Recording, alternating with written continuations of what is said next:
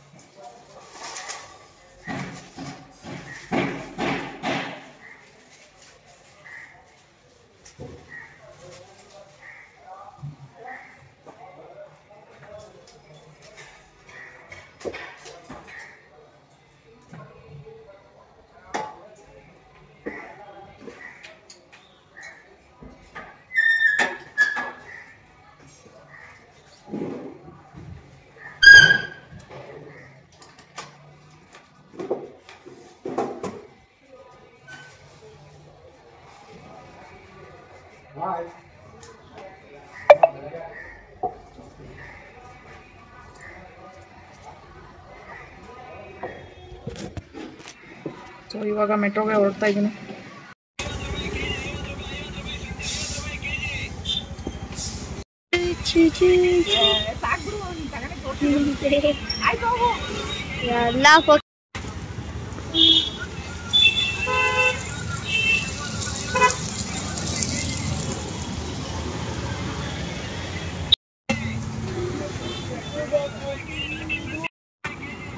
Storage ಜಾಸ್ತಿ ಆಗಲ್ಲ.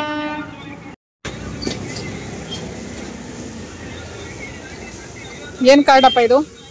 ಏನು ಕಾರ್ಡ್ ಇದು? ಪೋಕಿಮಾನ್ ಕಾರ್ಡ್. ಪೋಕಿಮಾನ್ ಕಾರ್ಡ್ ಏನಕ್ಕೆ ತಗೊಂಡೆ? ಇದರಲ್ಲಿ ಕಾರ್ಡ್ ಆಟ ಆಡ್ಬೋದು. ಇದ್ರಲ್ಲಿ ರೇರ್ ಪೋಕಿಮಾನ್ ಕಾರ್ಡ್. ಮುಂದೆ ಬರಬೇಕಾ? ಓಕೆನಾ?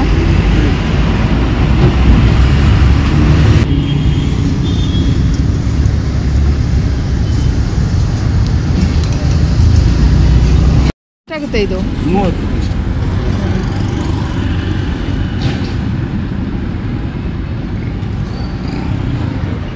ಈ ಥರನೂ ಆಗುತ್ತಾ? ಅದರಲ್ಲಿ ಲಬ್ಬರ್ ಬರುತ್ತೆ. ಹಾಂ, ಇಲ್ಲಿ ಲಬ್ಬರ್ ಬರುತ್ತೆ. ರಬ್ಬರು. ಹಾಂ, ಓಕೆ. ಲಬ್ಬರ್ ಕಟ್ಟಾದರೆ ಆ ಥರ ಸೌಂಡ್ ಬರುತ್ತೆ. ಆ ಸೌಂಡ್ ಬರಬೇಕು. ಓಕೆ. ನೋಡಿದ್ರಾ ಇವಾಗ? ಈ ಒಳಗಡೆ ಏರ್ ತಗೋತಾ ಇದೆಯಾ? ಹಾಂ. ಓ,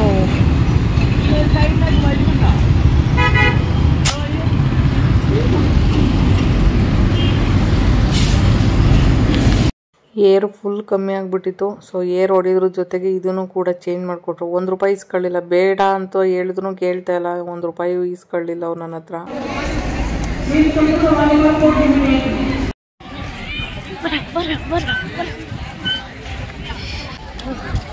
ಇಲ್ಲಿ ಹೋಗಕ್ಕಾಗಲ್ಲ, ಕಲ್ಲು. ನಾನು ಹೋಗಲ್ಲ, ಅವನೆಲ್ಲ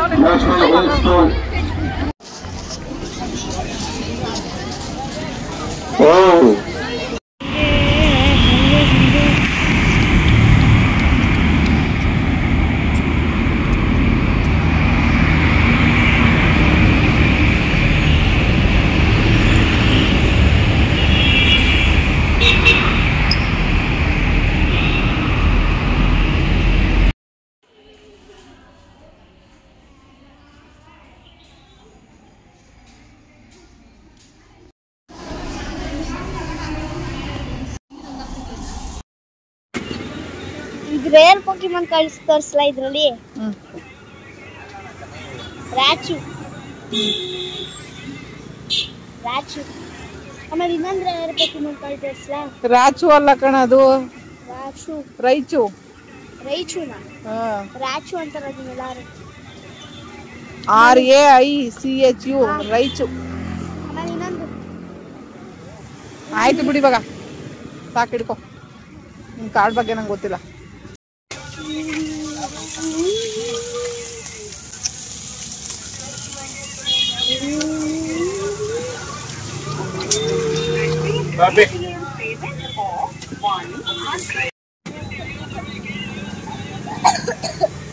ಚೆನ್ನಾಯ್ತಾ? ತಿನ್ನೋಗು. ನಾನು ತಿಂತಿದ್ದಲ್ಲ. ನೀನು ತಿನ್ನು. ನೀನು ತಿಂತೀರಲ್ಲ. ನೀನು ಅದು ತಿಂತೀಯಾ? ಸರಿ, ಓಕೆ. ತಿನ್ನೋಗಮ್ಮ. ಫ್ರಾನ್ಸ್ ಹಾಕ್ತಾರಂತ ಮೇಲೆ ನಿನಗೋಸ್ಕರ. ನಿನ್ನ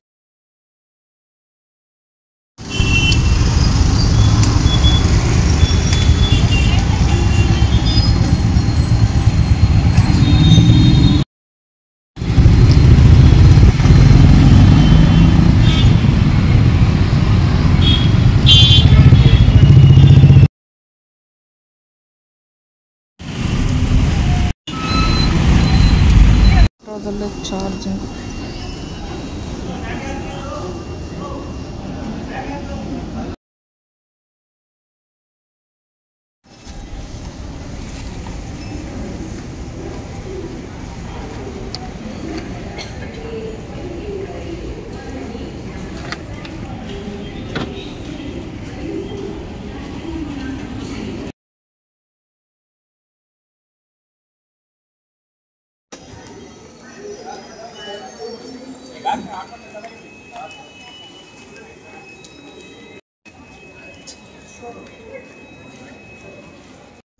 ಈಗಷ್ಟೇ ಮೆಟ್ರೋಯಿಂದ ಬಂದೆ.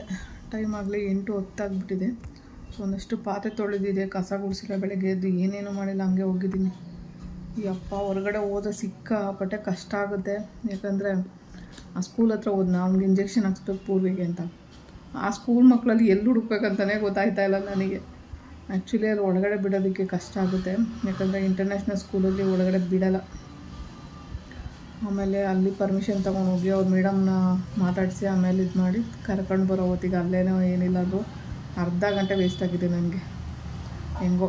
ಆಮೇಲೆ ಇಂಜೆಕ್ಷನ್ ಹಾಕ್ಸಿದ್ದಾಯಿತು. ಹಾಕ್ಸೋಕೆ ಮುಂಚೆ ಅದು ಕಾರ್ಡ್ ಬೇರೆ ಮನೇಲೈತೆ. ಮನೆಗೆ ಹೋದ್ರೆ ಬ್ಯಾಟ್ರಿ ಚಾರ್ಜು ಖಾಲಿ ಆಗಿಬಿಟ್ಟೈತೆ.